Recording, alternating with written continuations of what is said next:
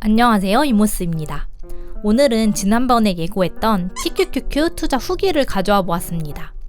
수익률부터 말씀드리자면 우선 저는 작년 10월부터 10개월간 TQQQ에 980만원 정도를 투자해왔고 오늘 기준 수익률은 마이너스 9.98%, 평가손익은 마이너스 98만원입니다.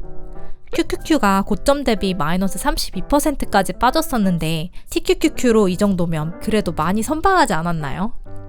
혹시 TQQQ를 모르시는 분들을 위해 간단하게 설명을 하자면 TQQQ는 나스닥 3배 레버리지 ETF인데요.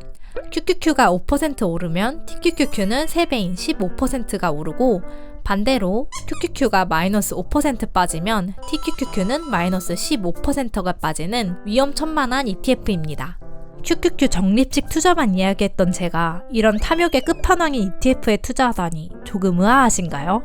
사실 저는 작년 초까지만 해도 레버리지는 위험한 거야. 나는 3배씩 빠지는 걸 절대 버티지 못할 거야 라고 생각해서 QQQ와 QQQM만 적립식으로 투자했습니다. 하지만 작년 10월에 재미삼아 TQQQ를 2주 정도 사보았는데요. 한 달간 수익률이 엄청 오른 걸 보고 이거 잘만 활용하면 수익률을 더 높일 수 있겠는데? 라는 생각이 들더라고요.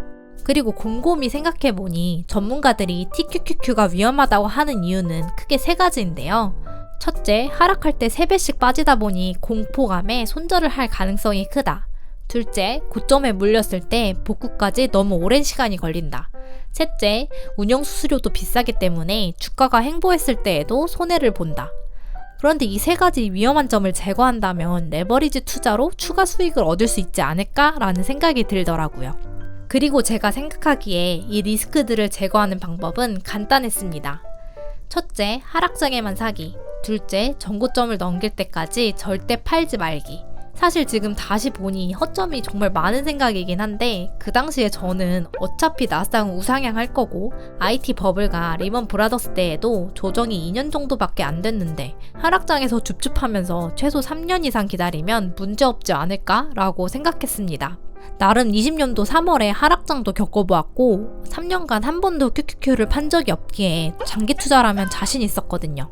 그래서 저는 작년 12월부터 저만의 원칙을 가지고 TQQQ를 매수하기 시작했습니다.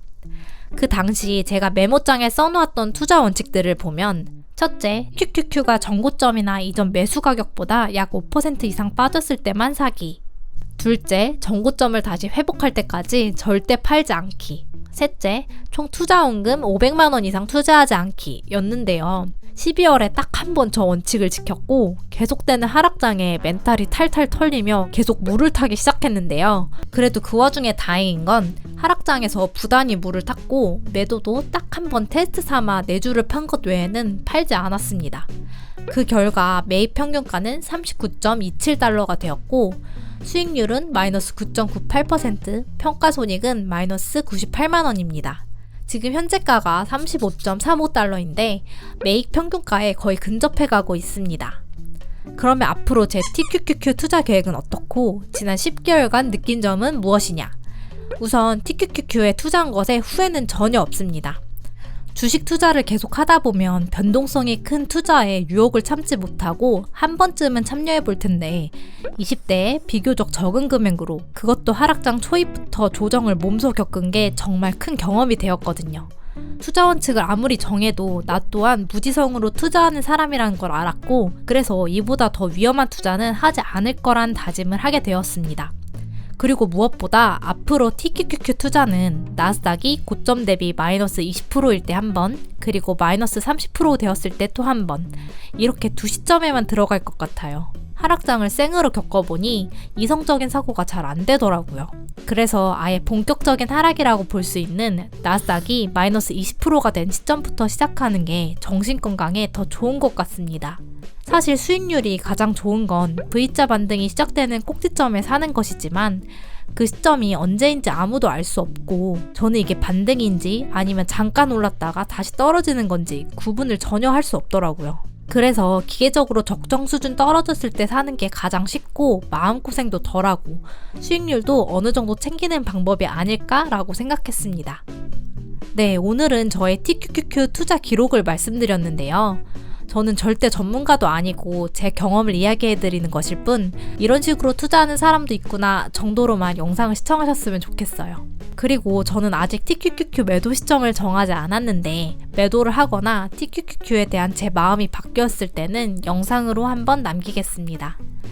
그리고 다음 영상 예고를 잠시 하자면 제가 이번에 고프로를 샀습니다. 부동산 임장 콘텐츠도 한번 준비해보려고 하는데요. 이름하여 브이로그, 부동산 브이로그입니다. 첫 콘텐츠라 조금 시간이 걸릴 수도 있지만 최대한 빨리 영상을 제작해서 업로드하도록 하겠습니다. 오늘 영상은 여기까지고요. 시청해주셔서 감사합니다.